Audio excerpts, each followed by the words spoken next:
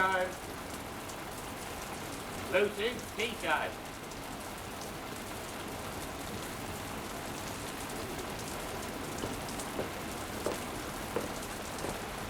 It must have gone rowing. Maggie likes rowing. Come back to the fire, it's drafty out here. If it rains any more, the river will start rising. We may never find them if it floods. My dear, Stephen is a very capable young man. Yes.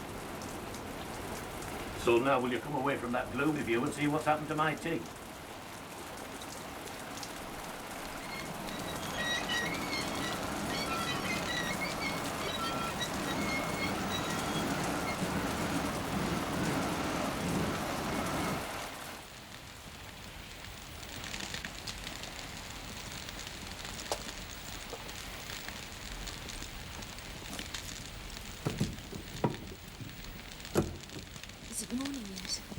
No, another hour till dawn, I'd say. It's still raining. Are you cold?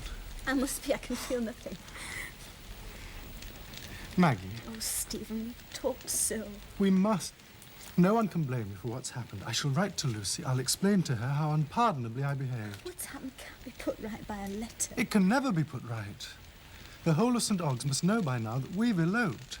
Don't you realise what that must have done to your reputation? 2 nights alone with me. One night in a rowing boat and another in a broken chair. Should my reputation be ruined for that? However innocent, the gossips would ruin you for far less. Oh, I care nothing for gossip, Stephen. We have to go back and fulfill our engagement. You're raving. Do you really imagine that that's still possible? We love each other, Maggie. Nobody has the right to part us, not even Lucy. Quieter, you'll wake the whole inn. Oh, I don't know how you can sit there and choose and balance in this way. A woman's love must be a miserable thing compared to a man's. I could kill for you. I love you more than anything in the world. It's the first time either of us have loved anyone with our whole heart and soul. How can that be wrong? Maggie, listen to me, listen. We shall take the carriage to York tomorrow. I mean today. From there we'll go to Scotland. Yes, Maggie, yes. Once we're married, nothing can part us. We shall never have to go back.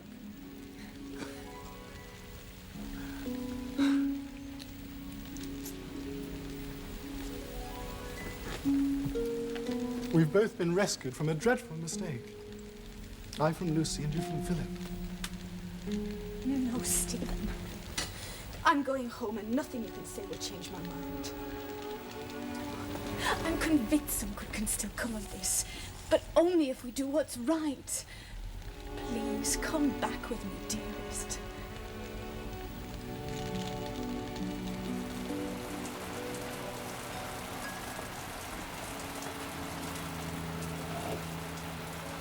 Lucy. In here, Father. Seems so stupid to be watering plants in this weather. I must ask Stephen to invent a conservatory that has a sieve for a roof instead of glass. Lucy, dear. What is it? I have some news about Stephen and Maggie. Tell me. Now, calm yourself, my dear. They're both quite safe. I am calm, Father. They were seen yesterday in Torby. But Torby is only a day's coach ride from here. Why aren't they home again? They were seen entering an inn near the quay. Perhaps Maggie was ill and couldn't travel. No, I've made inquiries. The innkeeper said they were both wet and cold, but quite well. They left the inn together. Later, they were seen standing beside the coach for York. They've gone to York together. Oh, no, Father, it's only gossip. You know how rumours fly. I am sorry, my dear. The obvious conclusion to draw from the information we have is that Stephen and Maggie have eloped. I refuse to believe that. Lucy, dear. I must... Lucy!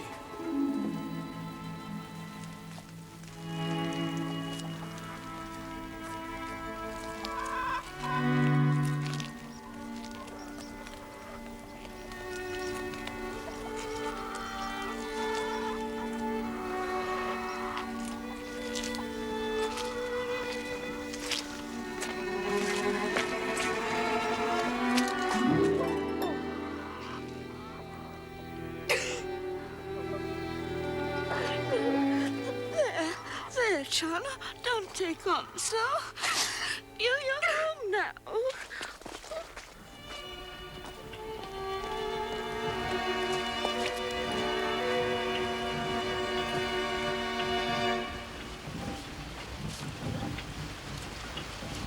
And when Stephen lost the oars, we simply drifted further and further out into the estuary. Oh, child, you're drenched. And then the weather suddenly changed. It got darker and darker and started to rain. We drifted for hours like that, seeing nothing. No lights, no ships. Oh, Maggie, dear. Look at your lovely dress. It's ruined. You were wet through, And a fishing boat nearly child. rammed us on their way back to Toby. They took us on board, but Stephen had to pay them.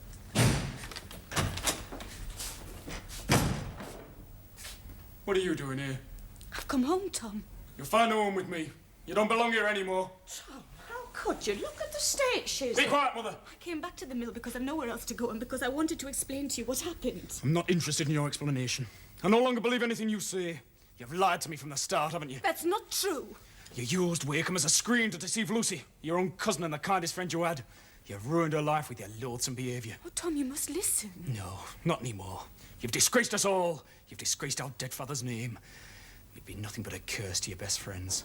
My God, I'm even sorry for that poor damn cripple Wakeham for the way you've treated him. But Tom, it wasn't Maggie's fault. She knew what she was doing. They both did. Guess deserves to be shot. But you're 10 times worse than he is. Tom, please. I no longer want you under this roof, Maggie. But this is the only home I have. The very sight of you is hateful to me. Get out of here at once and never come back. I'll wash my hands of you forever.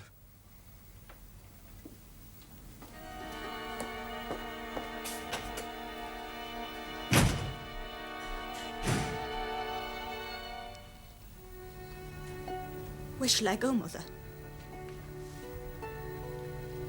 Wherever it is, child, you'll go with me. I will not allow Tom to speak to you like that. I'm your mother, Maggie. Did you think I would just stand by and do nothing? But Tom... Tom can look after himself. You need me more than he does. Where shall we go, Mother? I don't know, dear. We shall try Bob Jenkins. His wife will be looking for a lodger now that Tom's left. Oh, poor, poor Mother. I've always been such a trial to you, haven't I? Just look at the state your hair's in.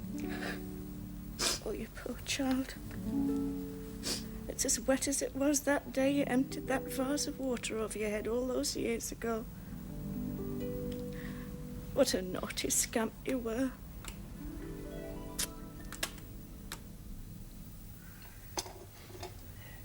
Poor Lucy. Poor little mite. Such a pretty little girl. Oh, really, Sophie? Have some more tea and be quiet. Has she eaten nothing at all? Oh, very little but liquid. The doctor comes twice a day, but he says there's nothing physically wrong with her. Well, there soon will be if she doesn't eat. Jane Glegg, that's Maggie disgraced us all. And poor Lucy dying upstairs. How could you be so hard? Stop snivelling, Sophie. Soggy handkerchiefs do nothing but add to the laundry. And Lucy's very far from dying, you silly creature.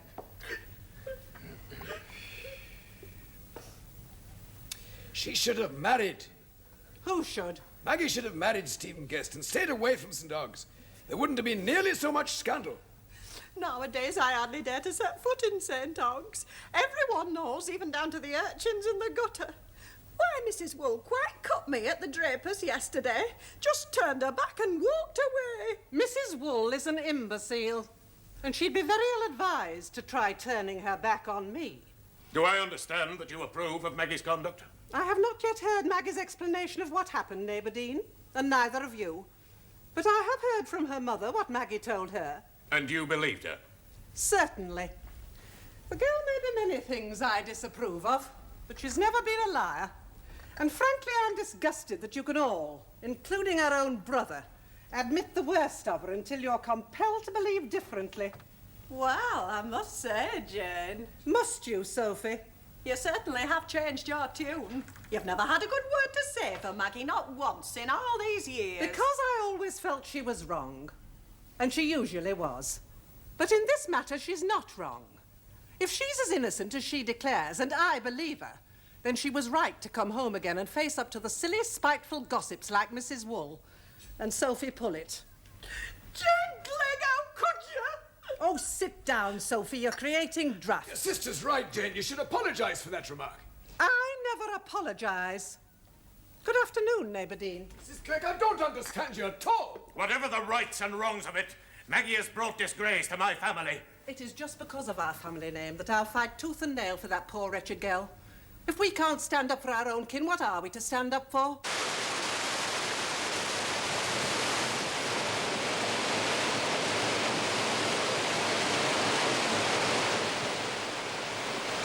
Don't like the look of it. The dam breaks below Bincom's place, the wheel will never take force of water. Aye, and the bricks are rotten. If the wheel goes, the wall will go with it. Well, at least we can save grain. Start moving sacks to upper level. We already done that, Mr. Tom. There's not another sack those bibs will take before they break. They're as rotten as the bricks. I told Mr. Jetsam so many times. Then there's nothing to be done but pray.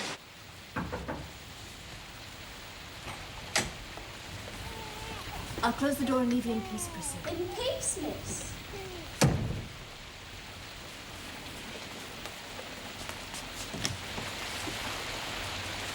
Good evening, Maggie.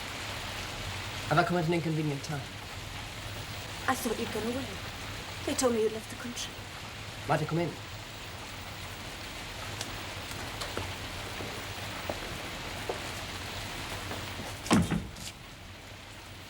You don't seem very pleased to see me. Why have you come, Philip? Is it to revile me like the rest of St. Ogg's? It's very cruel of you to say such a thing. From you it would be justified. No, never. I have nothing to reproach you with. You and Lucy have everything to reproach me with. I've just come from Lucy. How is she? Is she better? Much improved. She's received a letter from Stephen Guest. Maggie, I know you wish me to leave because my presence only reminds you of what has happened when you're doing your best to forget. But I shall not leave until I've said my piece. My love and respect for you has not altered one jot, Maggie. Indeed, I think it has grown stronger. I've come No, to... Philip, I beg you not to. You're going to forgive me and there's nothing I deserve less. Wrong. I've come to ask you to forgive me. Please, can we sit?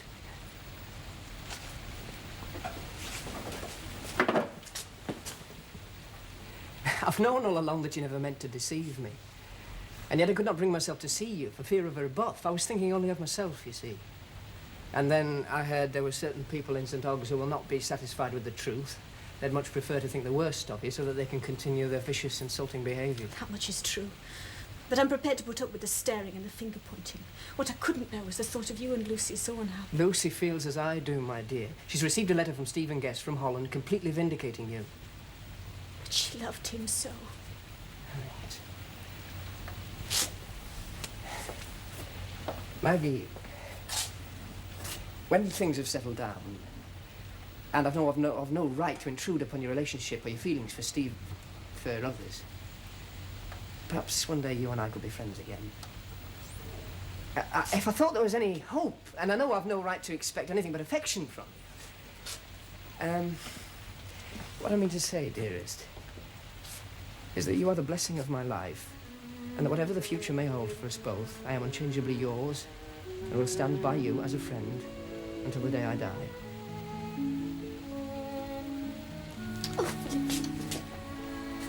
I have a strong feeling that from now on things will do nothing but improve for us both. Yes. Yes, I feel that too. If only it would stop raining.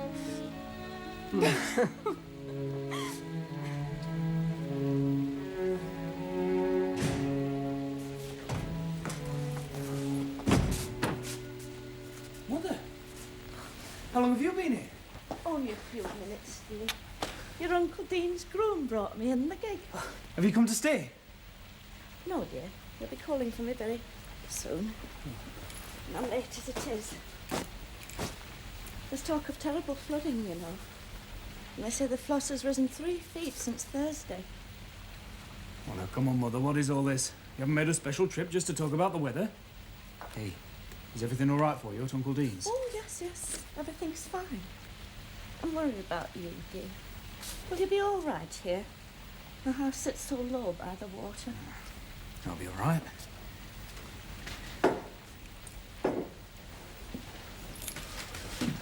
Wherever did you find this? Oh, Luke found it in the old barn. It's Maggie's dear old doll. Poor thing. How she used to ill-treat you. Hardly a day went by when she wasn't banging your head or twisting your arm. Mother, it's nothing but a lump of wood. Are you so set against your own sister that you can't even bear to hear her name mentioned? Yeah, aye. So that's it. Well, if you come here to plead on Maggie's behalf, you're going to leave disappointed. It's cruel of you, Tom, to treat her like this. Why must you be so unforgiving?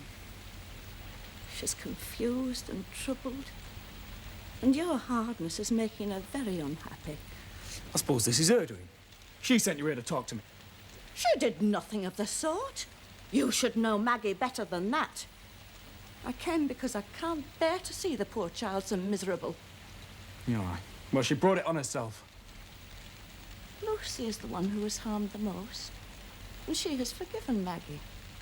So why must you prolong this unhappiness? I don't want to talk about it. Then I will talk to you and you will listen. Are you so determined to be as vindictive and obstinate as your poor father? He ruined his life, Tom, and ours, with his quick temper and his unforgiving nature. And now you seem set on going the same way. Have you learnt nothing from the hardships he reduced us to? You can talk about our father like that. I loved him very much. And I miss him more than I thought possible.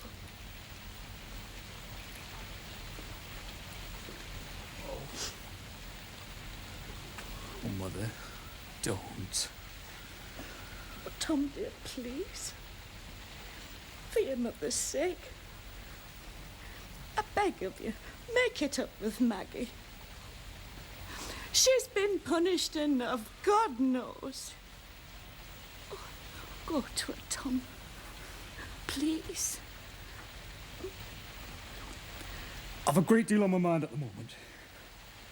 This is not the time to discuss it.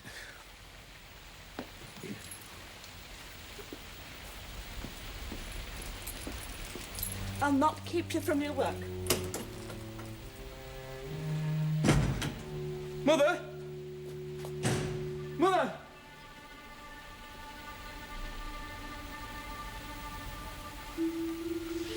Lump of wood.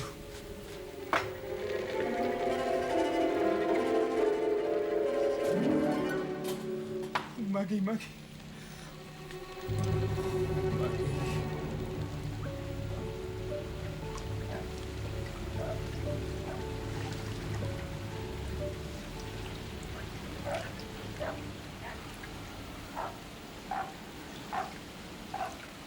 Bob?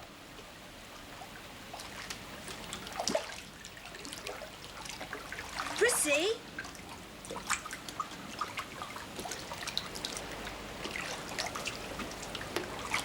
Bob!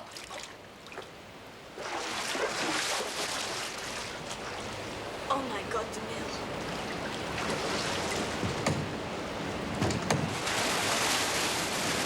Bob!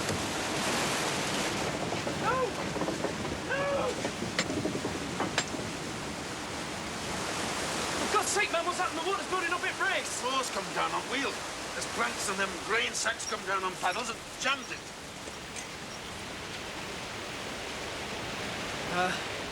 It's mostly one plank by the look of it. It swept back under that bottom paddle. Just move those sacks from on top of it. Too dangerous, Mr. Tulliver. Old floor could come down. Look at it. As we get the wheel turning now, Luke, pressure of water might break the sluice and tear the old damn thing out of the wall. Here, hold this. Not now, Mr. Tom. Wait for daylight. There's no time.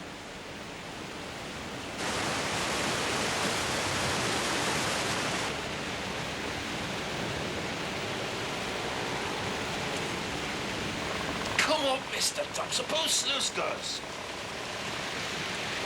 Move the lamp over to the right. Can't see.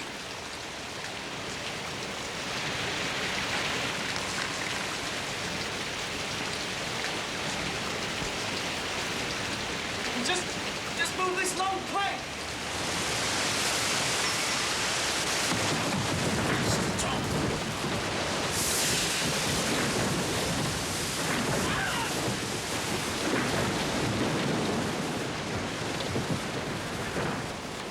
Hey! Who is it? Bob Jenkins! Catch hold of us there if you can!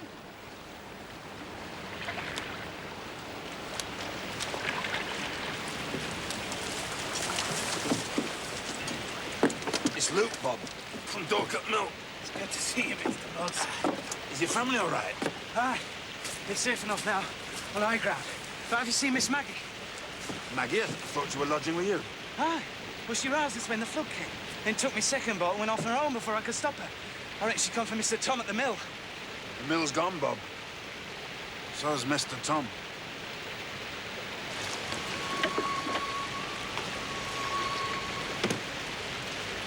Help! Help me! Where are you? Call again! Here! Over here! Catch hold before I'm swept past.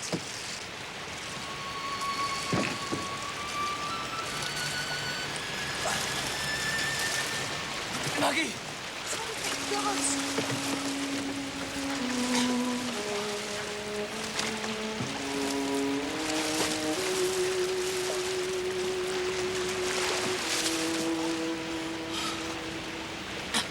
The mill's gone, Maggie.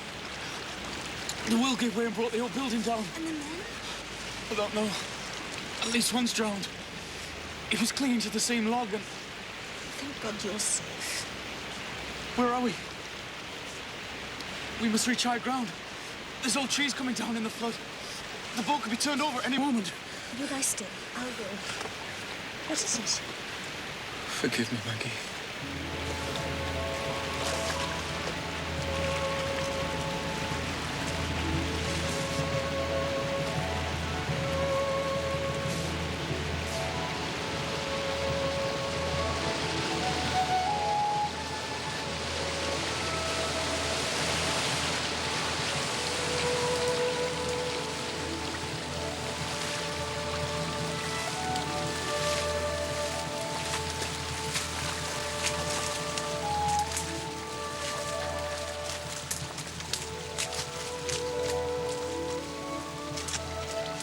Over here!